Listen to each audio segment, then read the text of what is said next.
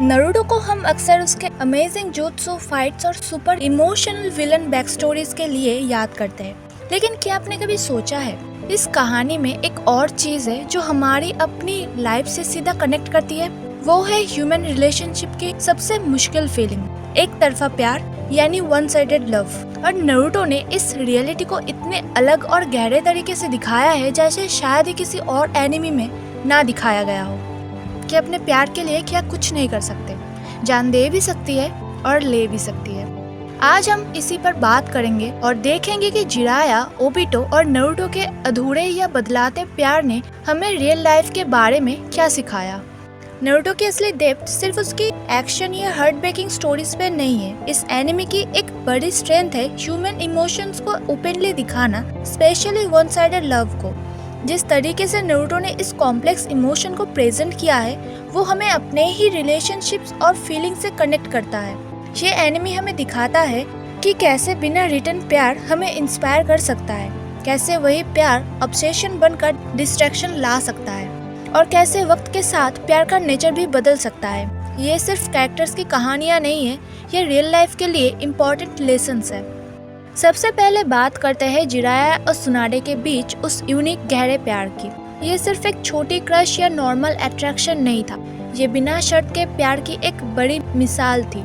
Jiraiya, जो एक समझदार और अनुभव वाला सानिन था, जानता था कि सुनाडे का दिल दान और नवाकी को खोने का गम से इतना टूट चुका है कि किसी नए रोमांटिक रिश्ते को उस तरह से एक्सेप्ट नहीं कर पाएगी जैसे वो चाहता था।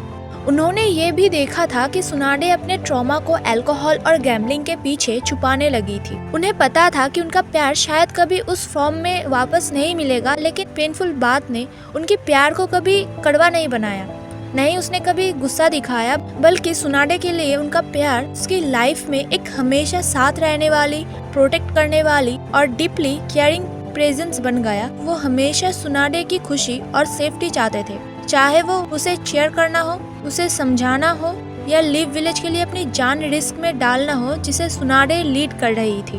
उनका केयर सेल्फलेस था, एक साइलेंट प्रॉमिस था कि वो हमेशा उनके साथ खड़ा रहेगा, उनको सपोर्ट करेगा और उसकी खुशी का दुआ करेगा, चाहे वो खुशी उनके साथ जुड़ी हो या नहीं।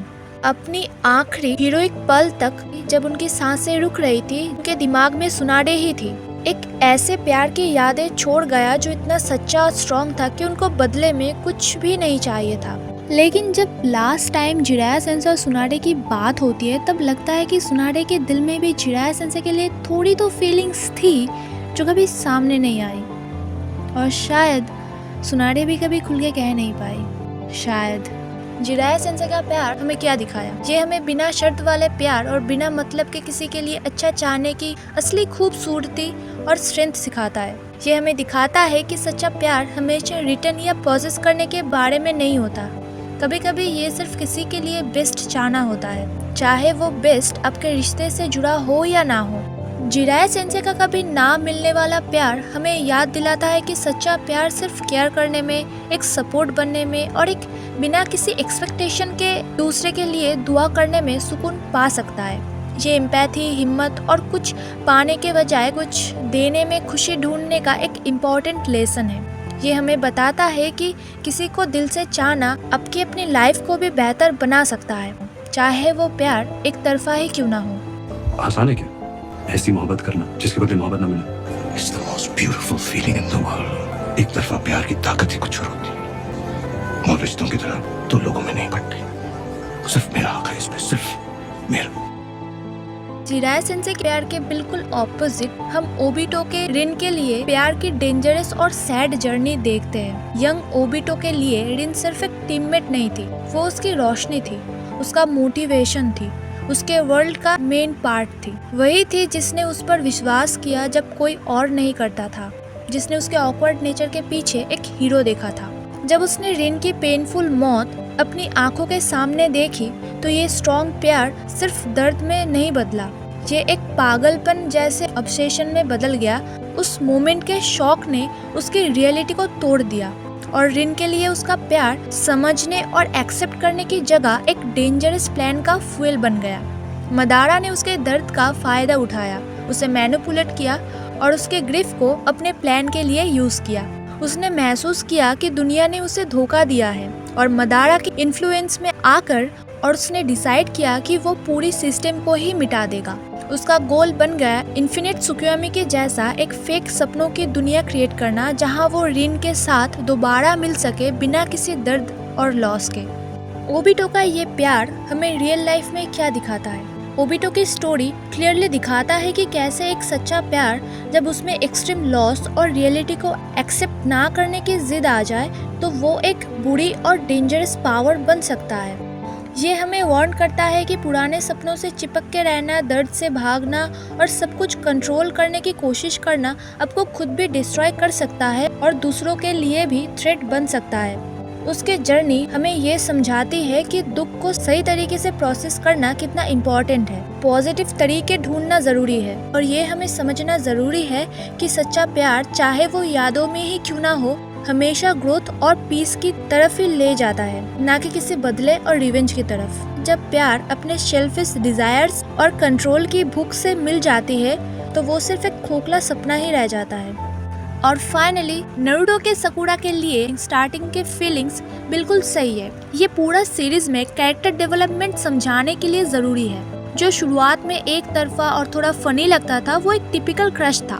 नारुतो एक जिद्दी, लाउड और अंडर एस्टिमेट किया गया लड़का, साकुरा की स्मार्टनेस, उसका एटीट्यूड और शायद उसका तुरंत इम्प्रेस ना होना उसके लिए एक चैलेंज बन गया था। ये क्लासिक स्टोरी थी। वो एक होता है ना स्कूल में एक लड़का एक पॉपुलर लड़की को इम्प्रेस करने की कोशिश करता है, उस टाइप की। लेकिन नारुतो की सबसे बड़ी स्ट्रेंथ ये थी कि उसका कैरेक्टर नेचुरली ग्रो करता है जैसे जैसे स्टोरी आगे बढ़ती है और प्रॉब्लम्स और बड़े होते हैं। नारुतो के फीलिंग्स बदलते हैं। उसका स्टार्टिंग का प्यार धीरे धीरे फ्रेंडशिप, रेस्पेक्ट और स्ट्रॉन्ग कनेक्शन में बदल जाता है। वो साकुरा की स्ट्रेंथ, उसकी हीलिंग स्किल्स और टीम के लिए उसके डेडिकेशन को अप्रिशिएट करता है। वो हमेशा उसकी खुशी और सेफ्टी की परवाह करता है। उसे एक पार्टनर के रूप में रिस्पेक्ट करता है, ना कि सिर्फ एक रोमांटिक गोल के रूप में। ये बदलाव बहुत इम्पोर्टेंट है। जैसे मैंने कहा, टाइम के साथ नारुतो का प्यार का मीनिंग बदल गया। नारुतो का स्टार्टिंग का प्यार थोड़ा इमैच्योर और क्रश जैसा था, जबकि हिनाटा के लिए उसका प्यार डीप और समझदारी से भरा था। हिनाटा के लिए उसके फीलिंग्स एक अलग बेस पर बनी थी। उसकी साइलेंट स्ट्रेंथ, उसका अनवेवरिंग ट्रस्ट और नारुतो को बिना शर्त के सपोर्ट करना, तब भी जब नारुतो खुद पर डाउट करता था। जैसे नारुतो और हिनाटा के बीच में हुआ, बिना ज्यादा दिखावे के, बस स्लोली एक इमोशनल बॉन्ड बन गया। नारुतो का ये प्यार हमें रियल लाइफ में क्या सिखाता है? ये हमें दिखाता है कि फीलिंग्स टाइम के साथ मैच्योर होती है। हर क्रश या इन्फैचुएशन सच्चा प्यार नहीं होता। कभी कभी ये अर्ली फीलिंग्स बस एक लेसन होती है, जिससे हम समझ पाते हैं कि हम किस तरह का रिश्ते चाहते हैं। रियल लव अक्सर तब बनता है जब दोनों एक दूसरे को अच्छे से समझने लगते हैं, अपनी कमजोरियों को शेयर करते हैं और एक दूसरे का सपोर्ट बन जाते हैं। नारुतो की जर्नी दिखाता है कि स्टार्टिंग के फीलिंग्स का बदलना नॉर्मल है और ट्रू लव अक्सर वही होता है जहां दोनों एक दूसरे को नेचुरली समझ पाते हैं। रियल कनेक्शन कभी जबरदस्ती नहीं होती, वो बस हो जाती है। नारुतो एनिमे हमें दिखाता है ह्यूमन इमोशंस कितने कॉम्प्लेक्स और रियल होते हैं। ये एनिमे प्रूव करता है कि स्ट्रॉन्ग कहानी सिर्फ फाइट्स और पावर से नहीं बनती, बल्कि दिल के इमोशंस, कंफ्यूजन और सच्चाइयों से भी बनती है।